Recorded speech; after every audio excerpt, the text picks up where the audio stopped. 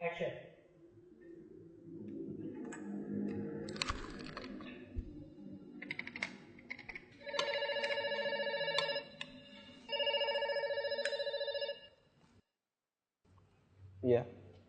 Halo, selamat siang Pak Ami. Selamat siang. Iya Pak Ami. Saya perkenalkan, nama saya Dimas dari Bank KRUT Pak. Ada apa Mas Dimas? Boleh minta waktunya 2 menit sebentar aja Pak. Saya ada kabar gembira buat Pak. 2 menit ya. Tapi nanti kita gantian ya. Oh begitu. Ya Mas Dimas 2 menit, kemudian saya ya. Nggak masalah? Oh ya boleh. Boleh. Gitu. Boleh. Nah, silakan Mas Dimas duluan. Ya, monggo. Begini Pak, ceritanya saya dari Bank KRUT ingin menawarkan Pak, karena ada produk kami yang terbaru dari Bank KRUT, yaitu credit card platinum kami untuk Bapak. Karena kebetulan Bapak yang terpilih jadi calon nasabah kami. Ini lumayan besar Pak, fasilitasnya banyak sekali. Kita banyak cashback di beberapa merchant yang terbesar di seluruh Indonesia Pak ya. Kemudian kita ada fitur juga yang Bapak bisa melakukan pencairan dana tunai selama sedikitnya 30 juta dan paling cepat 2 hari Pak pencairannya. Berapa hari? 2 hari. Masya Allah ya. Ya, iya Pak, betul Pak. Dan ini pencairan ini langsung kita bantu secepatnya begitu Bapak ajukan gitu. Gimana Pak? Bapak tertarik? Apalagi ini belum ada bebasan annual fee tahunannya Pak. Baik. Sebelumnya saya boleh tanya dulu ya? Boleh Pak. Nggak masalah ya? Baik. Mas Dimas Muslim? Saya, iya Pak, betul Pak. Alhamdulillah ya, kita sama-sama Muslim. Mas Dimas pernah dengar nggak tentang riba? Iya, pernah dengar maksudnya. Iya. Pernah kebayang bahaya riba nggak? Bahaya riba, iya tahu Pak. Mungkin pernah dengar hadisnya atau ayat Qur'annya. Pak, tapi Pak, bagaimana? Masih tertarik Pak dengan kartu kredit platinum kami Pak? Nanti kita lanjutkan. Saya boleh cerita dulu? Ya, boleh. Ya. Jadi gini Mas Dimas.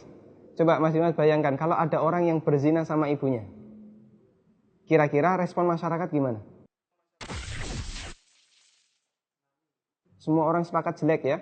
Gimana? Maksudnya gimana Pak? Kalau misalnya ada orang yang berzina sama ibunya, semua orang akan menganggap dia melakukan perbuatan yang maksiat. Ya bejat itu Pak. Wah, bejat sekali ya. Bejat Pak. Baik, kita sama-sama sepakat untuk itu. Begini, Nabi SAW menyebut bahwasanya riba itu ada 73 pintu. Pintu yang paling ringan, kata Nabi SAW, dosa riba itu seperti berzina sama ibunya Mas. Itu nilai dosa riba yang paling ringan. Coba kalau Anda tadi tawarkan 30 juta, itu berapa nilai ribanya? Ya, tapi kan... Saya lanjutkan boleh? Ya, kita lanjutkan dulu ya. Saya sebutkan, ini ada beberapa fase kehidupan manusia. Orang yang makan riba semuanya mendapatkan azab dari Allah. Pertama, ketika di dunia, orang yang makan riba itu ditantang perang oleh Allah. Coba Mas bayangkan. Kata Allah Subhanahu wa taala, ya ayyuhalladzina amanu taqullaha wa dharu ma baqiya minar riba. Wahai orang yang beriman, bertakwalah kepada Allah dan tinggalkan semua bentuk riba. Fa in lam taf'alu fa'dzanu biharbi minallahi wa rasulih. Kalau kamu masih ngeyel, enggak mau meninggalkan riba, umumkan perang dengan Allah dan Rasulnya. Coba, kalau kita ditantang perang oleh Allah dan Rasulnya, kira-kira ada enggak peluang untuk menang? Enggak ada ya? Ampun Pak. Ini yang pertama. Yang kedua, orang yang mati dalam kondisi membawa dosa riba, makan riba, nanti dia akan dihukum di kuburan dalam bentuk berenang di sungai darah. Masya Allah, berenang di sungai darah. Kata Nabi SAW, beliau pernah menceritakan mimpinya, dan mimpi beliau itu wahyu. Nabi SAW pernah melihat ada orang yang berenang di sungai darah, kemudian di tepi sungai ada orang yang membawa batu. Setiap orang ini berenang menepi dilempari batu ke mulutnya, kemudian balik ke tengah. Ini yang kedua.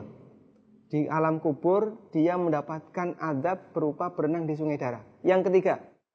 Masih ada yang ketiga Pak? Iya. Siap mendengar? Masih sanggup mendengarkan? Iya Pak. Iya, tapi saya lanjutkan ya.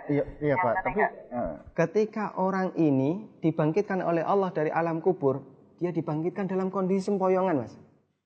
Allah Subhanahu wa taala bercerita, alladzina ya'kuluna riba la yaqumuna illa kama yaqumul ladzi yatakhabbathu syaitan minal mas. Orang yang makan riba, mereka akan dibangkitkan pada hari kiamat dalam kondisi sempoyongan seperti orang yang kerasukan. Iya Pak. Artinya yang lain berjalan normal, dia sendiri sempoyongan. Menyakitkan. Kemudian yang keempat, tadi sebelum hisab ya, ketika dia dibangkitkan sebelum hisab dia sudah disiksa. Yang keempat setelah dihisab, orang yang makan riba itu kan makan harta haram ya. Iya Pak. Makan harta haram, kita sepakat itu. Kalau kemudian daging kita tumbuh dari sesuatu yang haram, berhak nggak dapat surga? Enggak Pak. Layak nggak dapat surga? Enggak Pak. Sementara tempat di akhirat cuma ada dua pilihan. Kalau nggak surga, Neraka Pak. maka kata Nabi SAW, kullu lahmin nabata bin suhtin, setiap daging yang tumbuh dari sesuatu yang haram, kata beliau, annar aulabi.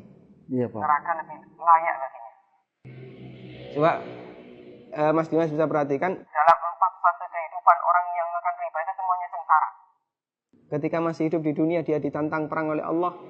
Ketika mati dia berenang di sungai darah. Iya Pak. Ketika dibangkitkan dalam kondisi sempoyongan, setelah hisab dia ditempatkan di neraka. Iya Pak. Masya Allah. Masih ada tawaran yang lain? Ampun Pak. Masih dilanjutkan? Ampun Pak. Mas Dimas bisa renungkan Iya Pak. beberapa poin yang tadi saya sampaikan. Iya, Pak. Nanti kalau misalnya ada sesuatu yang belum jelas, tidak masalah, hubungi saya lagi. Iya, Pak. Kita akan lanjutkan diskusi tentang riba. Iya Pak. Bisa? Bisa Pak. Ya, terima kasih ya. Assalamualaikum. Waalaikumsalam.